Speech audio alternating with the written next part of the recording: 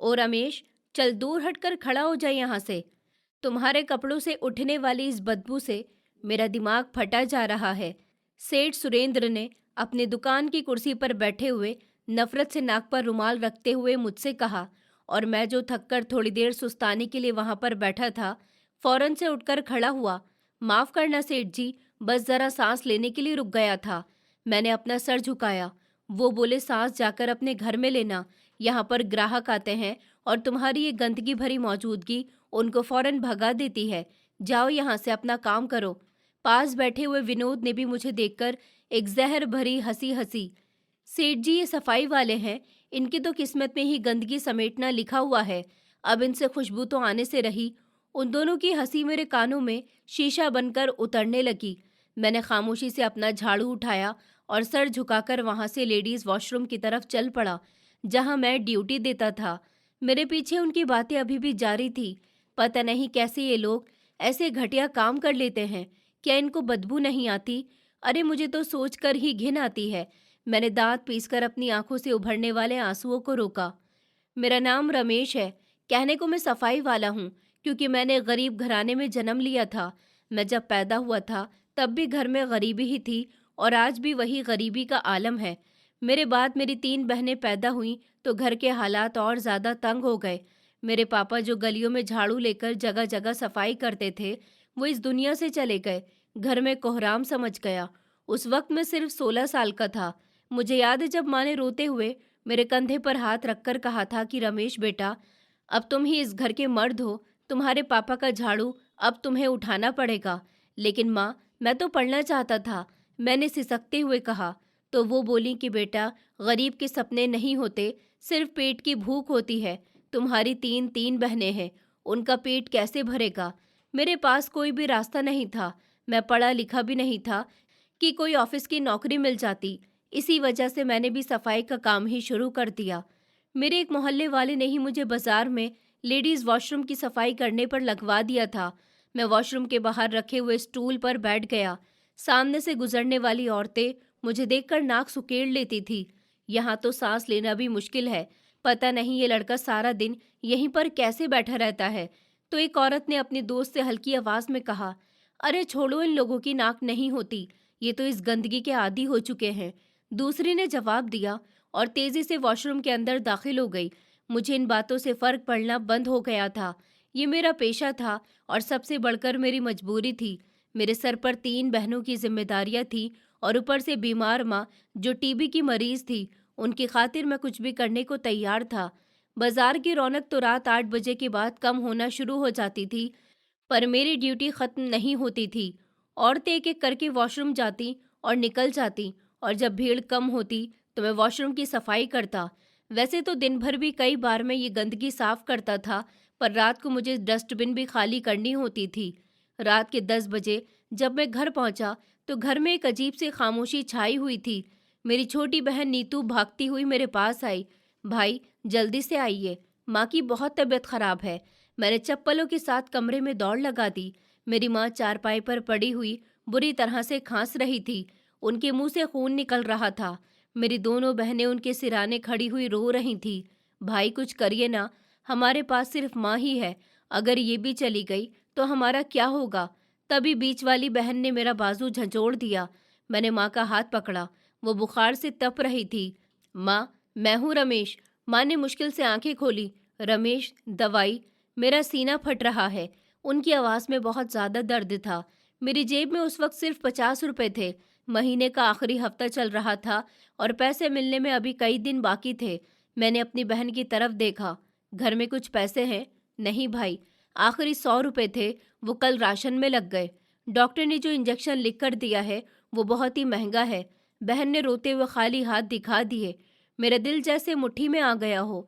माँ की हालत देखकर मेरा कलेजा फट रहा था।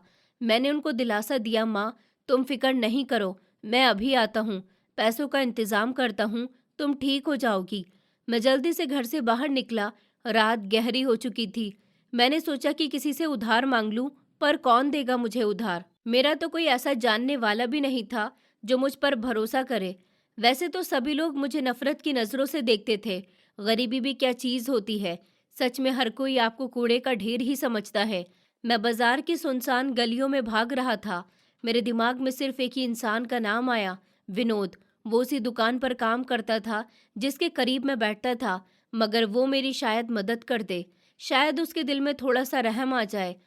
मैं हांफता हुआ उसकी दुकान के शटर के पास पहुंचा, जहां पर वो अपने दोस्तों के साथ बैठा हुआ ताश खेल रहा था। विनोद भाई, मैंने उसे पुकारा। मेरी आवाज़ कांप रही थी। विनोद ने मुड़कर देखा और माथे पर बल डाल दिए। अरे रमेश, इतनी रात को यहाँ पर क्या कर रहे हो? कहीं सफाई की ड्यूटी तो नहीं लगा दी सेठ ने दोबारा से? इस बात पर उसके दोस्त भी हंस पड़े। नहीं, मैं बोला कि नहीं भाई, एक बहुत ज़रूरी काम था आपसे। वो मुझे कुछ पैसों की ज़रूरत है। मेरी माँ बहुत बीमार है। मैंने उनके सामने हाथ जोड़ दिए। कितने पैसे? विनोद ने ताश के पत्ते नीचे रखते हुए पूछा। मैं बोला 2,000 रुपये। मैं अपने पैसे मिलते ही आपको वापस कर दूंगा। कसम से भाई।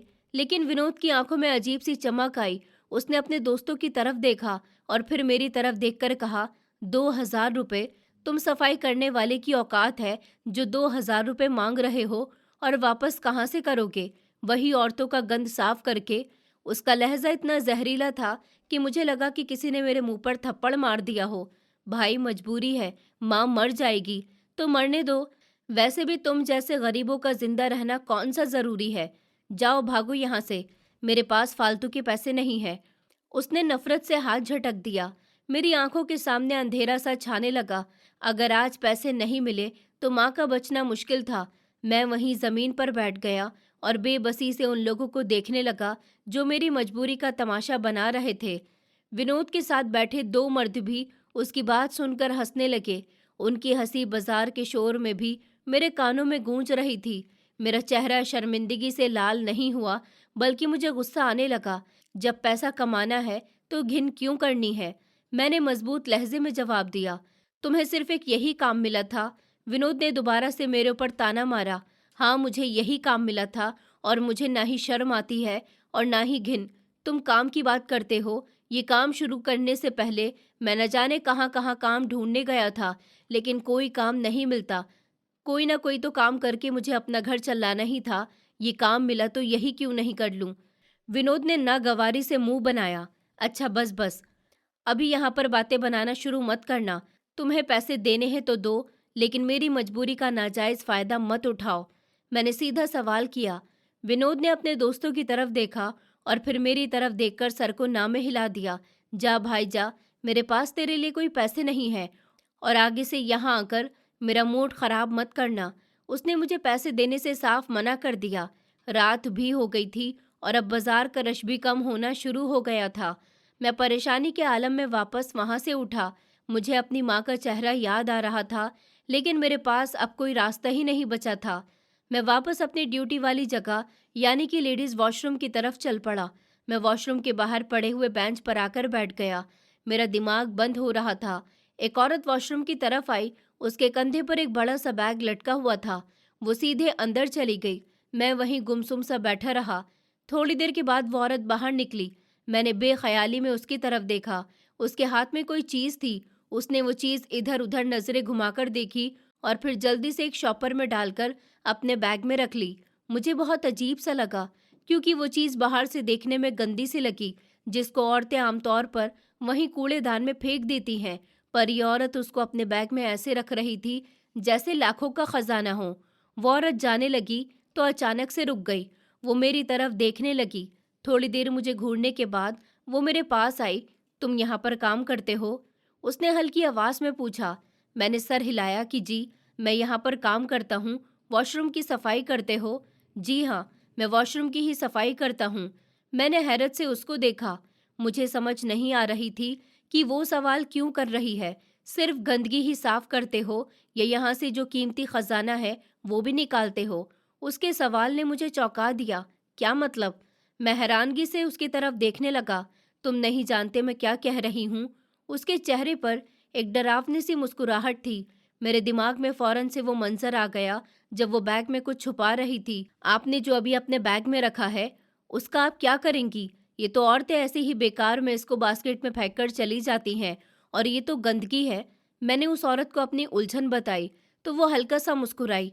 तुम्हें नहीं पता, जिसको तुम गंदगी कह रहे हो, उसके अंदर कितना बड़ा खजाना है। तुम अगर चाहो तो इसके हजारों रुपए बना सकते हो। मेरी आंखें फटी की फटी रह गईं। क्या मतलब? इसमें क्या खजाना है? वो औरत कुछ नहीं बोली। उसने बस अपने बैग को कंधे पर ठीक किया और खामोशी के साथ वहां से चली गई। मैं उसको जाते हुए देखता रहा। मेरे दिमाग में बहुत से सवाल आने लगे कि आखिर ऐसी क्या चीज़ है जो कि जिससे पैसे मिलते हैं। वो तो कोई ऐसी कीमती चीज़ नहीं थी। वो तो औरतों के इस्तेमाल की गई ऐसी चीज़ है जिससे लोग घिन करते हैं। ये गंदी चीज़ सोना कैसे हो सकती है? मैं रात को घर गया तो मेरी माँ सो चुकी थी। बहनों ने बताया कि पड़ोस से कुछ मांगकर दवाई का इंतज़ाम किया है। मैं सुकून का सांस लेकर लेट गया, लेकिन नींद मेरी आंखों से कोसों दूर थी। वो औरत कौन थी और वो किस खजाने की बात कर रही थी? मैं 2-3 दिन तक सो ही नहीं सका। पैसों का इंतजाम तो नहीं हुआ था, लेकिन एक अजीब सी टेंशन दिमाग में सवार हो गई थी। अब जब भी मैं ड्यूटी पर जाता और बास्केट साफ करता, तो जब भी उस चीज़ पर नज़र पड़ती तो देखकर दिल में यही बात आती कि आखिर वो किसी खजाने की बात कर रही थी।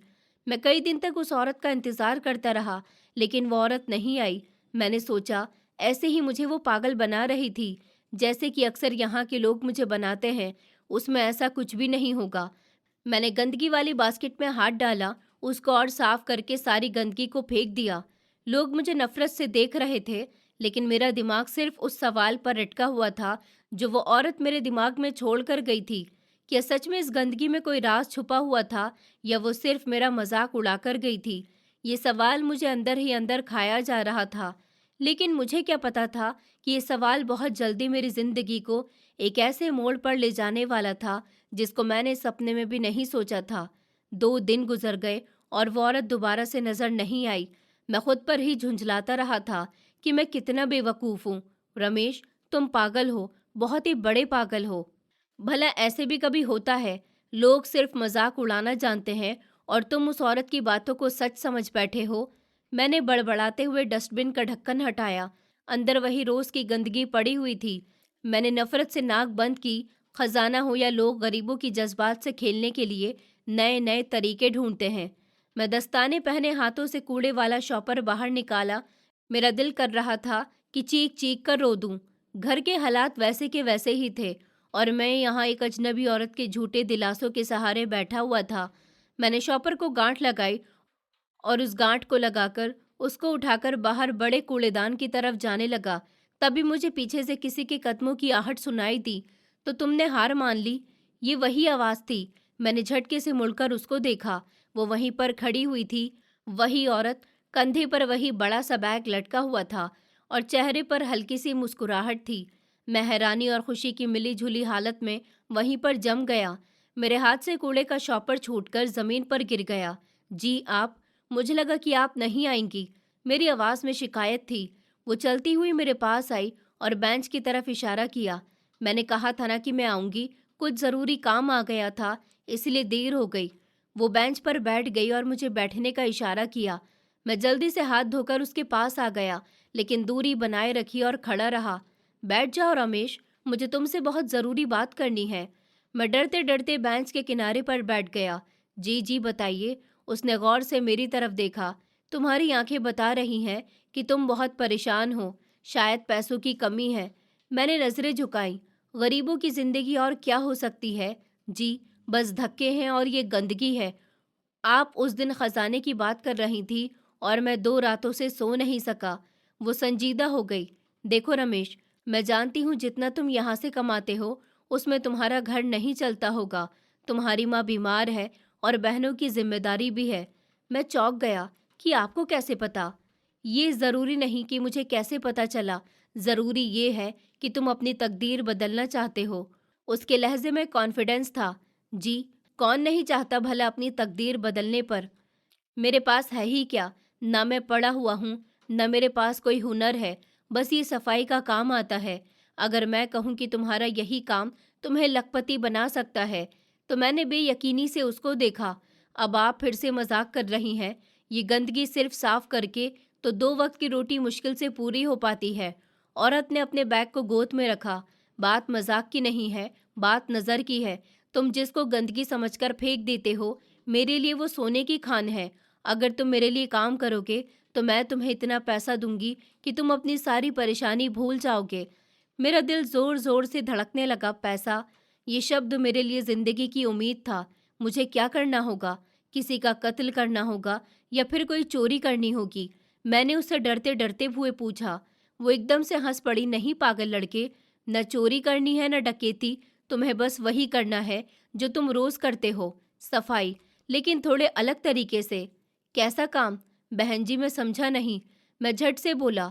वो इधर उधर देखकर मेरे पास आई और हल्की आवाज में बोली, यहाँ पर जो गंदगी तुम साफ करते हो उसके अंदर ही तो तुमने कोई चीज निकालकर उसे साफ करके सुखाकर मुझे देना है।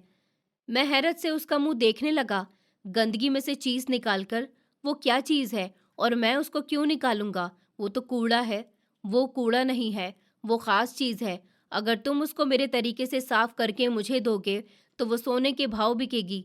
मेरे दिमाग में तूफान उठने लगा। आखिर उस कचरे में ऐसी कौन सी चीज छुपी थी जो सोना बन सकती थी? लेकिन लोग क्या कहेंगे अगर किसी ने देख लिया तो?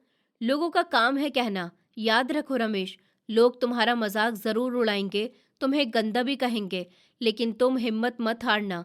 अगर अपने आने वाला कल बेहतर करना चाहते हो तो तुम्हें ये काम करना होगा। बोलो, क्या तुम तैयार हो? मैंने एक लम्हे के लिए सोचा।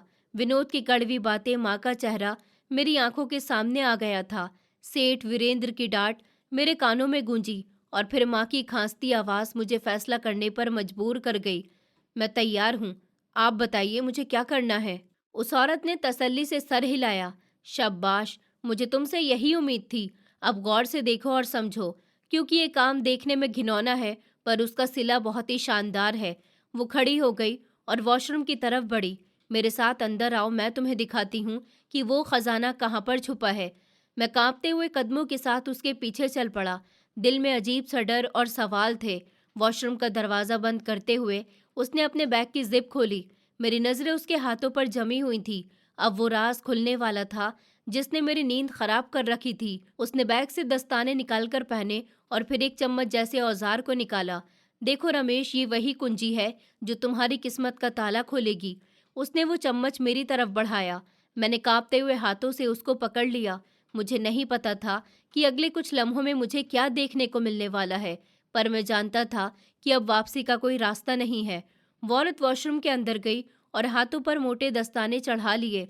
मैं दरवाजे के पास खड़ा हुआ, सांस रोक के उसको देख रहा था। उसने अपने ही बैग में से शॉपर निकाला और फिर वही चम्मच जैसा औजार हाथ में पकड़ लिया। मेरी नज़रें उसके हाथों पर जमी हुई थी। रमेश, पास आओ, डरो मत, उसने मुझे इशारा किया। मैं झांकती हुए थोड़ा सा आगे बढ़ा। उसने डस्टबिन का ढक्कन हटाया। अंदर से बदबू का एक भपका उठा जिससे मेरा दिमाग चकरा गया। उसने डस्टबिन में इस्तेमाल हुआ डायपर और सैनिटरी पैड्स पड़े हुए थे जो औरतें इस्तेमाल करके फेंक देती थी।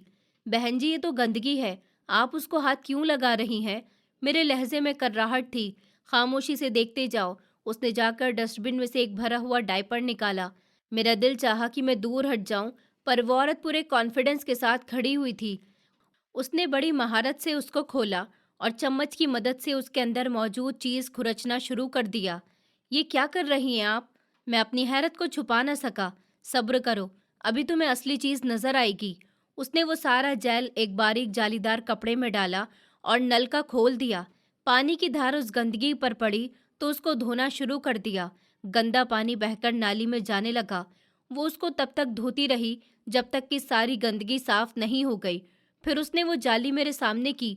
उसके अंदर सफेद रंग के दाने चमक रहे थे जो पानी पड़ने से फूलकर जेल की तरह बन चुके थे। ये देख रहे हो? उसने वो साफ सुथरा जेल मेरे सामने किया। जी, ये तो कोई जेल सा लग रहा है। ये वही चीज है। अगर तुम ये साफ करके संभाल लो, तुम्हारे बुरे दिन अच्छे दिनों में बदल सकते हैं। अब सोच लो। मैं हैरानी से उसको देखता रहा। ये क्या चीज है? मैं नहीं जानता उसका क्या फायदा। वो औरत मेरी तरफ देखकर मुस्कुराई और धीरे से बोली, ये जेल कोई आम जेल नहीं है। इस जेल को सुपर एब्जॉर्बेंट पॉलीमर कहते हैं, जिसको रिसाइकिल करके बड़ी बड़ी कंपनियां दोबारा से डायपर में लगाती हैं, मेडिकल प्रोडक्ट्स में इस्तेमाल करती हैं और ये मार्केट में बहुत महंगी बिकती है। मेरे दिमाग में अभी भी सवाल थे, लेकिन ये इस्तेमाल हुई ही क्यों इस्तेमाल करती है कंपनी? नया क्यों नहीं खरीदती? उस औरत ने जेल को निचोड़कर एक साफ शॉपर में डाल लिया। ये कुछ कंपनियां हैं जो ये जेल बनाती हैं। बाकी कंपनियां जो डायपर और मेडिकल प्रोडक्ट्स तैयार करती हैं, उन्हें जेल खरीदना पड़ता है, लेकिन उन्हें बहुत महंगे दामों में पड़ता है। जब वो इस्तेमाल हुई रिसाइकिल करके दोबारा से इस्तेमाल में लाते हैं, तो उनको ये सस्ता पड़ता है। मेरा दिल जोर से धड़कने लगा था। यानी जिसको मैं कूड़ा समझकर फेंक रहा था, वो सच में सोना था। हजारों में लेगी कंपनी तुमसे, अगर ये साफ हो तो। कंपनी हाथों हाथ ले लेती है। मैं तुम्हें बता देती हूँ कि तुमने कैसे उसको साफ करना है। मेरे ख्याल में मुझे अपनी माँ का बीमार चेहरा नजर आने लगा। अपनी बहनों की बेबसी याद आई। क्या सच में मेरी गरीबी खत्म हो सकती थी? क्या इस काम को करके मैं अपनी परेशानियों का हल निकाल सकता था? तुम्हें बस इतना करना है कि रोजाना रात को सफाई के वक्त इन चीज़ों को इकट्ठा करना है। इसमें से ये जेल निकालना है और उसको अच्छी तरह से धोना है, ताकि बदबू और गंदगी खत्म हो जाए, और फिर सुखा लेना। लेकिन ये तो बहुत घिनौना काम है, लोग क्या कहेंगे? मैंने डरते डरते पूछा। याद रखो रमेश, लोग तुम्हारा मजाक जरूर उड़ाएंगे, तुम्हें गंदा भी कहेंगे, लेकिन तुम्हें हिम्मत नहीं हारनी। अगर अपना वक्त बदलना चाहते हो तो अपने कान बंद कर लो। जब जेब में पैसा होगा तो यही लोग तुम्हारी इज्जत भी करेंगे। उसने दस्ताने उतारकर बैग में रखे। अब फैसला तुम्हारा है, गंदगी में रहना है या इस गंदगी से सोना निकालना है। मैंने एक लंबी सांस ली। मेरे पास खोने को कुछ भी नहीं था और पाने को पूरी दुनिया थी। मैं करूँगा बहन, मैं ये काम करूँगा। शाबाश। उसने वो जेल वाला शॉपर मेरे हाथ में पकड़ा दिया। ये नमूना रख लो, मैं 2 दिन के बाद फिर से आऊँगी। जितना जल्दी तुम सेव कर सकते हो तुम कर लो, मैं तुम्हें उसकी मुंह मांगी कीमत दूंगी। ये कहकर वो औरत वॉशरूम से बाहर निकल गई, जबकि मैं वहीं खड़ा उस जेल को देख रहा था। कुछ देर पहले तक वो गंदगी थी, लेकिन अब वो मुझे अपनी बहनों का दहेज और माँ की दवा नजर आ रही थी। मैंने वो शॉपर अपनी जेब में छुपाया और बाहर आ गया। रात गहरी हो गई थी, बाजार बंद हो रहा था। विनोद और उसके दोस्त चले गए थे। मैंने अब ठान लिया था कि अब मुझे किसी के आगे भी हाथ फैलाने की ज़रूरत नहीं पड़ेगी। अगले 2 दिन मेरे लिए इम्तिहान थे। मुझे इंतज़ार था कि कब वो आएगी और क्या सच में मुझे पैसे मिलेंगे या ये भी कोई धोखा है। लेकिन काम मैंने उस रात से शुरू कर दिया था जब पूरा बाजार सो जाता। मैं लेडीज़ वॉशरूम का दरवाज़ा बंद करता और अपनी किस्मत बदलने के लिए गंदगी के ढेर में हाथ डाल देता। हाथ कांप जाते थे, मेरा दिल भी घबराता। फिर माँ की खांसी की आवाज़ मेरी कानों में गूंजती और फिर से जुट जाता। इसी रात के 10 बज रहे थे। बाजार का शोर तकरीबन खत्म हो गया था। दुकानों के शटर गिरने की आवाज़ आ रही थी, पर मेरे दिल का शोर बढ़ता जा रहा था। मैं वॉशरूम के बाहर खड़ा इधर उधर देख रहा था कि कहीं कोई मुझे देख तो नहीं रहा। रमेश, अब नहीं तो कभी नहीं। अगर आज हिम्मत हार गए तो सारी जिंदगी विनोद की बातें सुननी पड़ेंगी और माँ ऐसे ही बीमार रहेगी। मैंने खुद को हौसला दिया। मैंने जेब से वही दास्ताने और मास्क निकाला जो मैंने दिन में खरीदा था। मैंने कांपते हुए हाथों से लेडीज वॉशरूम का दरवाज़ा अंदर से बंद कर दिया। दिल जोर जोर से धड़क रहा था। ये सीने से बाहर आ जाएगा। ऊपर वाले मेरी मदद करना। ये सब अपनी माँ के लिए कर रहा हूँ। मैंने मास्क मुंह पर चढ़ा लिया और एक लंबी सांस ली। मेरे सामने वो बड़ी सी डस्टबिन पड़ी हुई थी जो आज दिन भर की गंदगी से भरी हुई थी। मैंने उसका ढक्कन हटाया। बदबू का एक बहुत तेज भपका उठा जिसने मुझे पीछे हटने पर मजबूर कर दिया। ये काम आसान नहीं है। मैंने अपनी नाक को मास्क के ऊपर से दबाया। करना पड़ेगा रमेश, करना पड़ेगा। ये बदबू नहीं, ये पैसा है। मैंने उस शॉपर को उलट दिया। फर्श पर गंदे डायपर का ढेर लग गया। मैंने अपनी जेब से वो चम्मच निकाला जो मैं घर से छुपा कर लाया था। मैंने एक डायपर उठाया। हाथ कांप रहे थे। बस एक बार शुरू हो जाए तो फिर आदत हो जाएगी। मैंने डायपर को खोला। अंदर की हालत देखकर मुझे उल्टी होने लगी, पर मैंने आंखें बंद करके माँ का चेहरा याद किया। मैंने चम्मच की मदद से उसके अंदर मौजूद जेल को खुरचना शुरू कर दिया। ये वही चीज़ है, बिल्कुल वही चीज़ जिसमें से मैंने सफ़ेद दाने को अलग करना शुरू कर दिया। मैं एक के बाद एक डायपर उठाता गया और उसमें से जेल निकालकर प्लास्टिक के टब में जमा करता गया। ऐ ऊपर वाले, मैं कोई गलत काम तो नहीं कर रहा। मेरे अंदर से एक आवाज़ आई, नहीं रमेश, तुम चोरी नहीं कर रहे हो, डाका नहीं डाल रहे हो। तुम बस वो चीज़ उठा रहे हो जिसको दुनिया ख़राब कर चुकी है। ये मेहनत है, ये तुम्हारे लिए पैसे बनेंगे। मैंने खुद को तसल्ली दी। विनोद कहता था कि मैं गंदगी साफ करता हूँ। अब मैं उसको दिखाऊंगा कि इस गंदगी से मैं क्या बना सकता हूँ। मेरा हाथ अब ठीक से चल रहा था। घिन और कराहट धीरे धीरे खत्म हो रही थी और उसकी जगह उम्मीद ले रही थी। तकरीबन 1 घंटे की मेहनत के बाद मैंने देखा कि टब में जेल काफ़ी जमा हो गया है। अरे ये तो काफ़ी ज़्यादा हो गया। मैंने हैरत से टब को देखा। अगर इस सब को धो लिया जाए तो ये कितना बनेगा? मैं टब को नल के नीचे ले गया, पानी डाला और उसको धोना शुरू किया। पानी के साथ गंदगी बह गई और पीछे चमकदार मोती और जेल जैसा रह गया। मैं उसको देखकर दंग रह गया। यही वो चीज़ थी जिसको वो औरत सोना कह रही थी। सच में ये तो चमक रहा है। मेरे चेहरे पर पसीना और आंखों में नमी थी।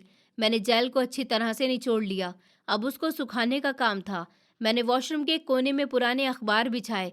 अगर मैं उसको पहले फैला दूं तो ये सुबह तक काफ़ी हद तक सूख जाएगा। दरवाज़ा तो मैं बाहर से ताला लगा दूंगा। सुबह मेरे आने तक कोई भी अंदर नहीं आ सकेगा।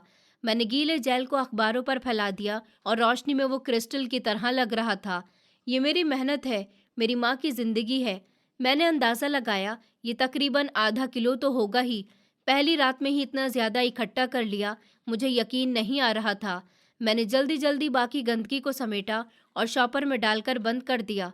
फर्श को धोकर वाइपर लगाया ताकि किसी को शक नहीं हो। मैंने जेल पर एक आखिरी नज़र डाली। सूख जाओ जल्दी से, तुम्हें बेचकर मुझे बहुत उधार चुकाने हैं। मैंने वॉशरूम का दरवाज़ा खोला और बाहर निकल गया। बाहर सन्नाटा छाया हुआ था। मैंने दरवाजे पर ताला लगाया और चाबी अपनी जेब में डाली। मेरा दिल अब सुकून से था।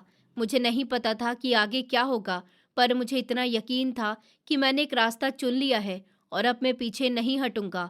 मैं घर की तरफ चल पड़ा। मेरे कदमों में अजीब सी जान थी।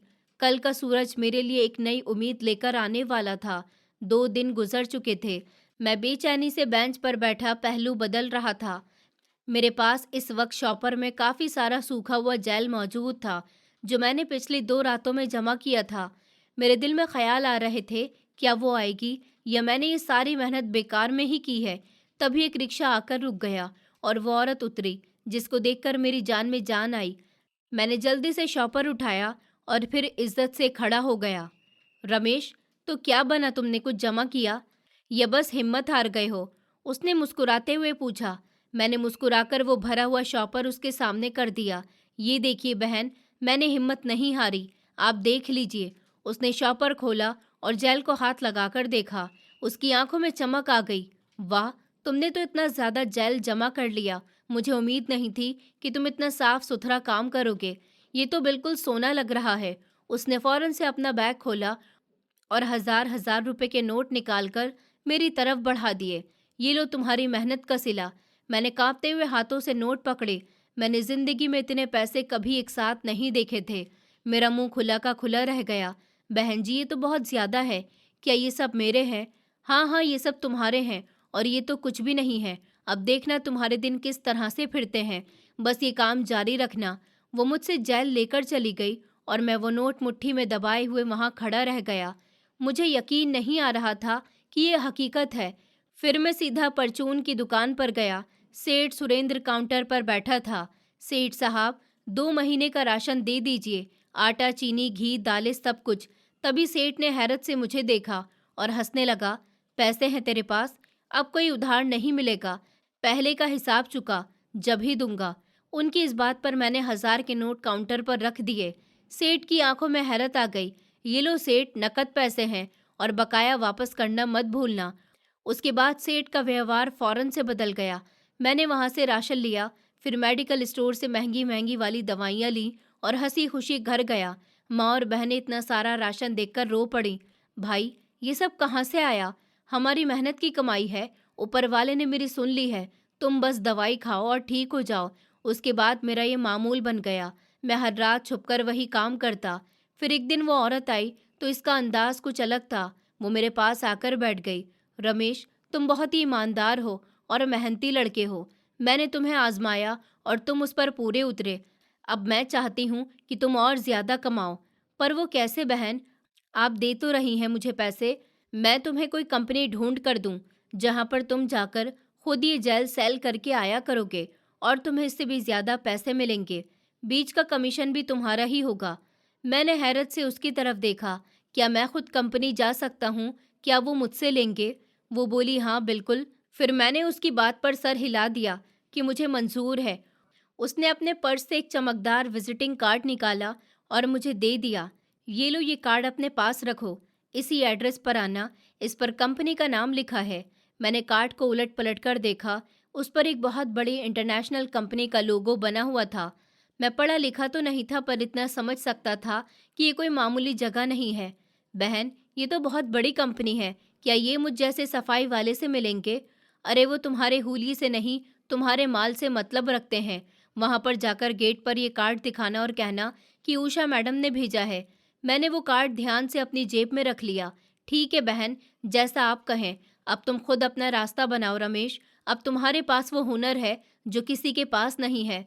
वो मुझे कार्ड देकर चली गई। फिर मैं देर तक उस कार्ड को देखता रह गया। अगली सुबह मैंने अपने बेहतरीन कपड़े पहने और उस पते पर पहुंच गया जो कार्ड पर लिखा हुआ था। एक बड़ी शीशे वाली इमारत थी। गेट पर खड़े गार्ड ने मुझे रोका। अरे भाई, कहाँ पर जा रहे हो? मैं बोला कि जी, मुझे अंदर जाना है, उषा मैडम ने भेजा है। मैंने डरते डरते वो कार्ड गार्ड को दिखाया। उसने कार्ड देखा और फिर इंटरकॉम पर बात की।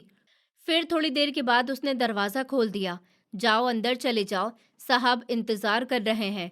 मैं अंदर दाखिल हुआ। गेट पर मौजूद इंसान ने मुझे कमरे में भेज दिया। वहाँ पर एक अधेड़ उम्र का इंसान बैठा हुआ था। तुम रमेश हो? जी साहब, मैं रमेश हूँ। माल लेकर आए हो? मैंने वो थैला मेज़ पर रख दिया। उस इंसान ने थैला खोला, जेल निकाला और एक छोटी सी मशीन से चेक किया। बहुत ही अच्छी सफाई की है तुमने, बहुत अच्छा है। उषा मैडम ठीक कह रही थी। फिर उसने दराज खोली और नोटों की एक गड्डी मेरे सामने रख दी। ये लो तुम्हारी रकम और हमारा ये रेट लिस्ट कार्ड है। जितना ज़्यादा माल लाओगे उतने ही ज़्यादा पैसे मिलेंगे। मैंने पैसे गिने तो मेरे होश उड़ गए। ये उस रकम से कहीं ज़्यादा थे जो वो औरत मुझे देती थी। साहब, ये तो बहुत ज़्यादा है। हाँ, तो ये तुम्हारा हक है। कंपनी को अच्छी चीज़ चाहिए और तुम वो दे रहे हो। जाओ, अब और मेहनत करो। मैं वहाँ से निकला तो मेरे पाँव ज़मीन पर नहीं टिक रहे थे। मैं सीधा बाजार गया, घर के लिए चीज़ें खरीदी और खुशी खुशी घर लौटा। इस तरह कई महीने गुजर गए। अब मैं हर हफ्ता अपना माल लेकर कंपनी जाता और अच्छे खासे पैसे लेकर लौटता। मेरे घर के हालात बिल्कुल बदल गए थे, लेकिन लोगों से ये बात हजम नहीं हो रही थी। एक रात में दस्ताने पहने हुए डस्टबिन में से डायपर निकालकर उनका पोस्टमार्टम कर रहा था और जेल इकट्ठा कर रहा था। अचानक से दरवाज़ा ज़ोर ज़ोर से बज गया। कौन है अंदर? ये विनोद की आवाज़ थी। मैं घबरा गया। मैंने जल्दी से सामान छुपाने की कोशिश की, पर दरवाजे का कुंडा कच्चा था। एक ज़ोरदार धक्के से दरवाज़ा खुल गया। विनोद और उसके साथ और दो लड़के वहाँ पर खड़े थे। उनकी नज़रें फर्श पर फैले हुए डायपर और टब में मौजूद जेल पर पड़ गईं। विनोद ने नाक पर हाथ रख लिए। ये क्या कर रहे हो तुम? उसके लिए ये गंदगी थी। विनोद भाई, वो मेरी जुबान लड़खड़ा गई। तो ये है तुम्हारी मदद का राज? तुम गंदगी में से ही कचरा निकालते हो? विनोद ने एक नफरत भरी हंसी हंसी। यार देखो तो सही, ये गंदगी साफ करता है और अब गंदगी की ही चीज़ों के अंदर से जेल निकालकर बेचने लग गया है। छी, कितना गंदा इंसान है। उसके साथ खड़े लड़कों ने भी जमीन पर थूका। हम तो इसको इंसान समझते थे, ये तो कीड़ों से भी बदतर निकला। लोग कूड़ा फेंकते हैं और ये उसको समेटकर घर ले जाता है। विनोद मेरे पास आया और टब को ठोकर मार कर उलट दिया। बताओ मुझे, ये क्या गंदगी है? इसको बेचते हो तुम? शर्म नहीं आती तुम्हें? सारा मोहल्ला तुम्हारी तारीफ कर रहा था और तुम यहाँ पर गटर के कीड़े बने हुए हो। उसकी बातें मेरे सीने पर तीर की तरह लग रही थी। मेरा चेहरा शर्म से नहीं बल्कि दुख से लाल हो रहा था। विनोद भाई, ये गंदगी नहीं है, मैंने हिम्मत करके कहा। ये रिसाइकलिंग पदार्थ है, इससे मैं पैसे कमाता हूँ। बकवास बंद करो अपनी। इससे पैसे कमाते हो तुम? ये तो गंदगी है। दफा हो जाओ यहाँ से। अगर कल से तुम यहाँ नजर आए तो मैं सबको बता दूंगा कि तुम क्या करते फिरते हो। वो लोग मुझे वहाँ अकेला छोड़कर चले गए। उनकी बातें मेरे कानों में शीशा घोल रही थी। मैं वहीं बिखरे हुए जेल के पास बैठ गया। मेरी आंखों से आंसू जारी थे, लेकिन फिर मुझे अपनी माँ का वो सुकून भरा चेहरा याद आया जो महंगी दवाई खाने के बाद अब आराम से सोती थी। मैंने अपने आंसू साफ किए और बिखरा हुआ जेल समेटना शुरू कर दिया। मैंने फैसला कर लिया था कि कोई जो मर्जी कुछ कहे, मैं लोगों से छुपकर ही सही लेकिन करूँगा यही काम। हाँ, ये उनके लिए गंदगी है। इसी गंदगी से रिसाइकिल होकर दोबारा से चीज़ें बनती हैं जो इन्हीं लोगों के काम आती हैं। अगर ये चीज़ रिसाइकिल नहीं की जाए तो कहाँ से ये सब कुछ बनेगा? मैं इसको अपना काम समझकर ही करूँगा और अपनी माँ के सारे सपने पूरे करूँगा। मैं रोते हुए घर गया, लेकिन मेरा इरादा पहले से ज़्यादा मजबूत हो गया था। मुझे शर्मिंदगी नहीं थी, क्योंकि मैं चोरी नहीं कर रहा था, मैं अपना हुनर आजमा रहा था। और जो लोग मुझे गलत समझते हैं, मैं उनके नज़रिए का इलाज नहीं कर सकता था। मैं रोते हुए घर में दाखिल हुआ तो मेरी छोटी बहन नीतू मेरे सामने आ गई। भाई, क्या हुआ? आप रो क्यों रहे हैं? उसने घबराकर पूछा। मैंने जल्दी से अपने आंसू साफ किए और बोला, अरे कुछ नहीं नीतू, बस रास्ते में आंख में कुछ पड़ गया था। झूठ नहीं बोलिए भाई, आपका चेहरा बता रहा है कि कोई बड़ी बात हुई है। क्या किसी ने कुछ कहा है आपसे? माँ भी खांसते हुए कमरे से बाहर आ गई। रमेश बेटा, सब ठीक तो है? आज जल्दी आ गए। मैंने माँ के पांव दबाकर उनको चारपाई पर बिठाया। हाँ माँ, सब ठीक है, बस काम से थकान हो गई है। तुम बताओ, तबीयत कैसी है? भला मैं उनको कैसे बताता कि जिस बेटे पर वो फक्र कर रही हैं, उसको कुछ देर पहले गटर का कीड़ा कहा गया था। विनोद की बातें मेरे कानों में अभी भी गूंज रही थी। मुझे डर था कि वो सुबह तक सारे मोहल्ले में ये बात फैला नहीं दे। अगली सुबह जब मैं बाजार राशन लेने निकला तो मेरा डर सच साबित हुआ। गली के नुक्कड़ पर खड़े कुछ लड़के मुझे देखकर आपस में बातें बना रहे थे।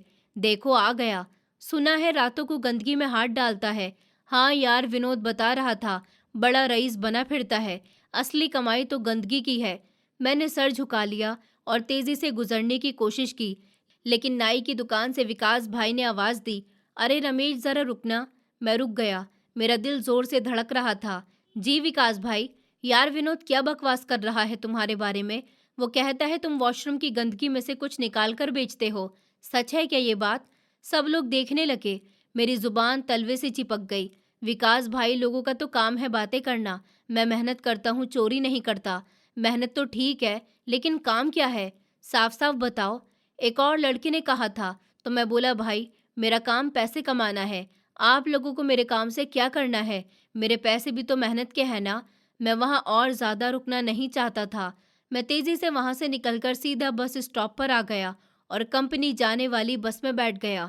मेरा दिल भारी हो रहा था। मुझे लगा कि शायद मुझे ये काम छोड़ देना चाहिए, लेकिन फिर बहनों के चेहरे याद आ गए। मैं गेट पर पहुंचा तो वही साहब मिले। आओ रमेश, मैडम उषा तुम्हारा ही इंतज़ार कर रही थी। मुझे मैडम के ऑफिस में भेज दिया गया। वो एक बड़ी कुर्सी पर बैठी फाइल्स देख रही थी। आओ रमेश बैठो। बहन जी, मेरी आवाज़ रोनिहार हो गई। क्या हुआ, परेशान लग रहे हो रमेश? जी, लोग मेरा मजाक उड़ाते हैं। सबको पता चल गया कि मैं क्या करता हूँ। मेरा दिल चाहता है कि मैं ये काम छोड़ दूँ। उषा मैडम ने फाइल बंद की और संजीदगी से मेरी तरफ देखा। देखो रमेश, दुनिया में सबसे मुश्किल काम लोगों का मुंह बंद करना है। अगर तुम उनकी बातों में आकर बैठ गए तो तुम्हारी माँ का इलाज कैसे होगा, तुम्हारी बहनों की शादी कैसे होगी? लेकिन वो मुझे गंदा कहते हैं, वो नादान है, वो नहीं जानते कि तुम सबको कितना बड़ा फायदा पहुंचा रहे हो। एक सिपाही हो जो गंदगी के खिलाफ लड़ रहा है। और हाँ, तुम्हारे लिए खुशखबरी भी है। उन्होंने एक लिफाफा मेरी तरफ बढ़ाया। ये क्या है बहन? उन्होंने कहा, तुम्हारे पिछले महीने के माल का बोनस और अगले माल की एडवांस पेमेंट। कंपनी तुम्हारे काम से बहुत ज़्यादा खुश है। ये इतनी रकम है कि तुम अपनी एक बहन की शादी आसानी से कर सकते हो। मैंने कांपते हुए हाथों से लिफाफा खोला। उसमें सच में इतने पैसे थे जितने में 10 साल झाड़ू लगाकर भी नहीं कमा सकता था। मेरे आंसू निकल आए। ये खुशी के आंसू थे। बहन, आपने मेरी जिंदगी बना दी। उन्होंने जवाब दिया, जिंदगी तुमने खुद बनाई है, अपनी मेहनत से। जाओ अब और सर उठाकर जियो। लोगों को भौंकने दो, उसके भौंकने से हाथी को फर्क नहीं पड़ता। हाथी अपनी चाल चलता रहता है। फिर मैं ऑफिस से निकला। मेरे अंदर का सारा डर खत्म हो गया था। विनोद की जहरीली बातें अब मुझे बेकार लग रही थी। मेरी जेब में मेरी बहन की शादी का सामान था। मैंने फैसला कर लिया था कि अब मैं पीछे नहीं हटूंगा। घर पहुंचकर मैंने वो लिफाफा माँ की गोद में डाल दिया। ये क्या है बेटा? माँ, ये बड़ी बहन की शादी के पैसे हैं, आप उसका रिश्ता पक्का करिए, हम खूब धूमधाम से शादी करेंगे। माँ ने हैरत से वो नोट देखे और मुझे गले से लगा लिया। बहनों की आंखों में उम्मीद की एक किरण जल उठी थी। मुझे अब परवाह नहीं थी कि बाहर के लोग मुझे गंदा कहते हैं। मेरे घर के अंदर खुशी थी और यही मेरे लिए काफ़ी था। मैंने उसी रात फिर से अपना सामान उठाया। मेरा मिशन अभी ख़त्म नहीं हुआ था। अभी 2 बहनें और बाकी थीं और मुझे अभी बहुत सा सोना इकट्ठा करना था। मैं घर पहुंचा तो मेरी आंखों में आंसू थे, पर दिल में एक अजीब सी मजबूती आ गई। मेरी माँ ने मेरी सूरत देखी तो वो तड़प उठी। रमेश बेटा, क्या हुआ? तुम रो रहे हो? किसी ने कुछ कहा है क्या? मैंने माँ के कदमों में सर रख दिया। माँ, लोग मुझे गंदा कहते हैं। विनोद और मोहल्ले वाले कहते हैं कि मैं गंदगी में मुंह मारता हूँ। वो कहते हैं कि मैं गटर का कीड़ा हूँ जो गंदगी बेचकर घर चलाता है। तभी मेरी बहनें भी मेरे पास आ गईं। बड़ी बहन ने गुस्से से कहा, इन लोगों की जुबानें क्यों नहीं जल जाती जो मेरे भाई को ऐसा कहते हैं। आप छोड़ दीजिए ये काम भाई, हम भूखे रह लेंगे पर आपकी बेइज्जती बर्दाश्त नहीं करेंगे। मैं उठा और अपनी बहन के सर पर हाथ रखकर कहा कि नहीं गुड़िया, मैं ये काम नहीं छोड़ूंगा। मैंने आज फैसला कर लिया है कि कोई जो भी मर्जी कुछ कहे, मैं लोगों से छुपकर ही सही लेकिन काम करूंगा, ये काम ही। पर क्यों बेटा, क्यों? खुद को तुम तकलीफ देते हो? माँ ने रोते हुए पूछा। तो मैं खड़ा हो गया और अपनी जेब से वो जेल वाला शॉपर निकाला जो मैं आज भी लाया था। माँ, ये देखो, ये गंदगी नहीं है, ये वो चीज़ है जिसको दुनिया फेंक देती है, पर ये सोना है, ये रिसाइकलिंग पदार्थ है। अगर ये चीज़ रिसाइकिल नहीं की जाए तो कहाँ से ये सब कुछ बनेगा? वो कंपनी पागल नहीं है जो मुझसे ये खरीदती है। ये गंदा काम नहीं है, ये सबसे कीमती काम है। मैं इसको अपना काम समझकर ही इकट्ठा करता हूँ और तुम्हारे सारे सपने पूरे करूँगा। अगले दिन मैं फिर उसी वॉशरूम में था। विनोद और उसके दोस्त बाहर खड़े हुए थे, ऊंची आवाज में बातें बना रहे थे। अरे सफाई वाले, आज कितना माल निकाला है गटर से? विनोद की आवाज में जहर था। मैंने दरवाजा खोला और सीधा उसकी आंखों में देखा। विनोद भाई, मैं जो भी निकालता हूँ अपनी मेहनत से निकालता हूँ। मैं तुम्हारी तरह किसी के आगे हाथ नहीं फैलाता और ना ही किसी का हक मारता हूँ। हाँ हाँ, बड़ा आया मेहनत वाला। गंदगी बेचने वाले को शर्म आनी चाहिए। उसने नफरत से जमीन पर थूका। मैं बोला, शर्म मुझे क्यों आएगी? शर्म तो उन कंपनी वालों को आनी चाहिए जो ये बनाते हैं, या उन लोगों को जो इस्तेमाल करके फेंक देते हैं। मैं तो सिर्फ सफाई कर रहा हूँ और इस सफाई का सिला ले रहा हूँ। जाओ, जाकर अपना काम करो, मेरा रास्ता रोकने की कोशिश मत करना। मेरा लहजा इतना सख्त था कि विनोद एक लम्हे के लिए चुप हो गया था। वो शायद मुझसे इतनी दिलेर दिली की उम्मीद नहीं कर रहा था। मैं वहां से अपना बैग उठाकर निकल गया और सीधा कंपनी पहुंचा। इस बार मैंने दुगना माल जमा किया था। उषा मैडम ने जब पेमेंट का चेक दिया तो मैंने उसको चूम लिया। कुछ महीने और गुजर गए। एक शाम मैं घर आया तो मिठाई का डब्बा मेरे हाथ में था। माँ बोली, मुबारक हो, तुम्हारी दोनों बड़ी बहन का रिश्ता तय हो गया। वो लोग अगले महीने शादी करना चाहते हैं। ये बात सुनना था कि मेरा दिल झूम उठा। हमारे घर में खुशी की लहर दौड़ गई। रमेश बेटा, पर इतना खर्चा, दहेज, ये सब कुछ कैसे होगा? माँ ने फिक्रमंदी से पूछा तो मैंने कहा कि फिक्र नहीं करिए, आपका बेटा गंदगी से सोना बनाना सीख गया है।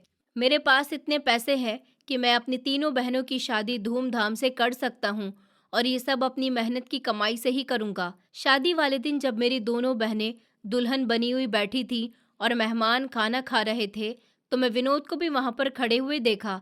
वो बड़ी हैरत से सब कुछ इंतज़ाम देख रहा था। मैं उसके पास गया। आओ विनोद भाई, खाना खाओ, ये इसी कमाई का खाना है जिसको तुम गंदगी कहते थे। विनोद ने शर्मिंदगी से नज़र झुका ली। यार रमेश, मुझे माफ़ कर दो, मैं सच में गलत था। तुमने साबित कर दिया कि कोई भी काम छोटा या बड़ा नहीं होता, बंदे की नीयत साफ होनी चाहिए। मुझे तुमसे कोई शिकायत नहीं।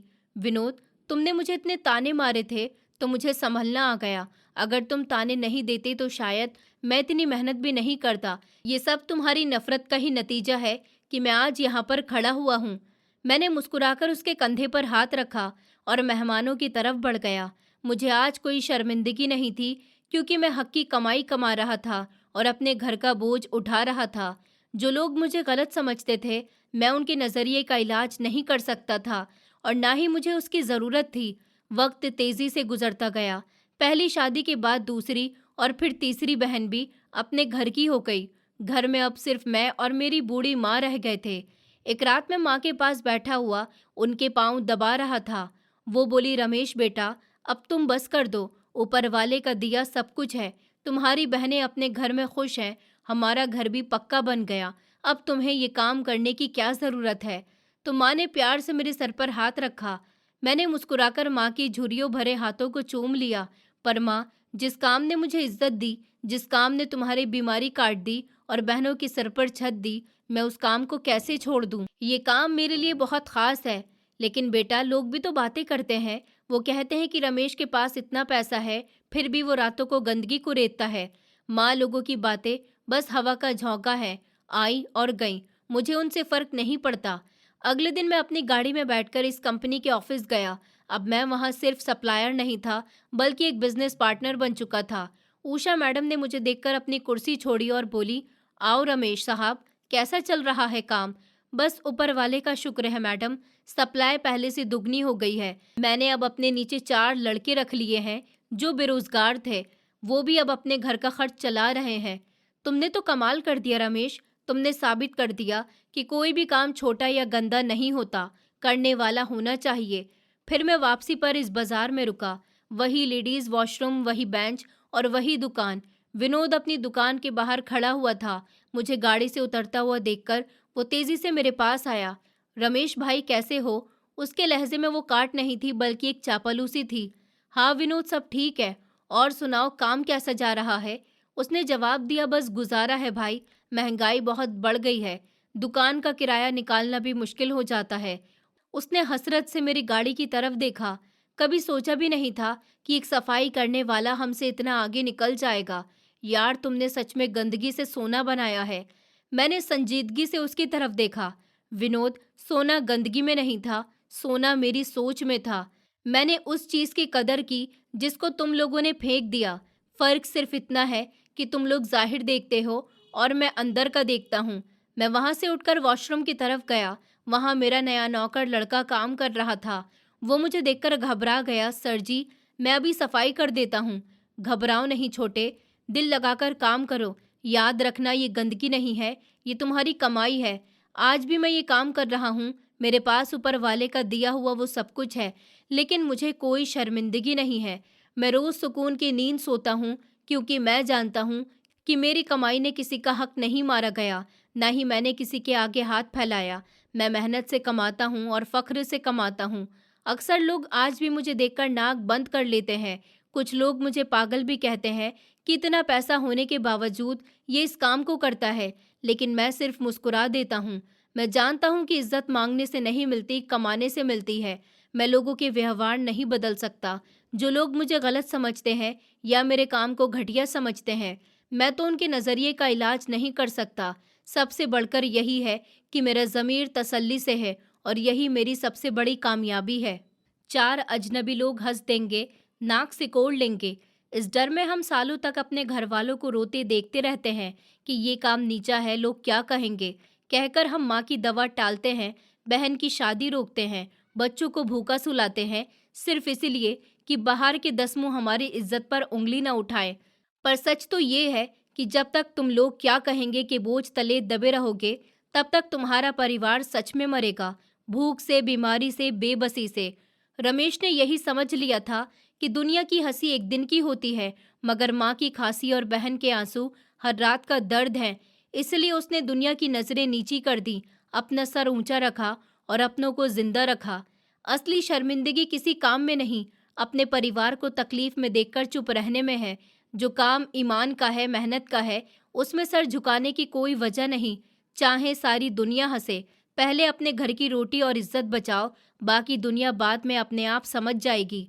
रमेश की कहानी हमें सिखाती है कि कोई भी काम छोटा या गंदा नहीं होता, अगर नियत साफ हो और मेहनत ईमानदारी हो। समाज अक्सर ऊपरी दिखावे को देखकर इंसान को जज करता है, लेकिन असली कीमत उसकी सोच और हिम्मत की होती है। जिस चीज को हम गंदगी कहकर फेंक देते हैं, उसी में छिपा खजाना कोई मेहनती इंसान निकाल लेता है और अपना तथा अपनों का भाग्य बदल देता है। सच्ची सफलता पैसे में नहीं, अपने काम पर गर्व करने में है। लोग चाहे कितना भी ताना मारे, मजाक उड़ाएं, जब तुम्हारा ज़मीर साफ हो और तुम किसी का हक नहीं मार रहे, तब किसी की बात से डरने की ज़रूरत नहीं। रमेश ने साबित किया कि इज्जत मांगने से नहीं, मेहनत से कमाई जाती है। तो अगली बार जब कोई मेहनतकश इंसान को नीचा दिखाने की कोशिश करो, तो याद रखना कि शायद वही इंसान कल तुम्हारे फेंके हुए कचरे से सोना बना रहा हो। नज़रिया बदलो, इंसान को काम से नहीं, उसकी हिम्मत से परखो। यही जीवन का असली पाठ है।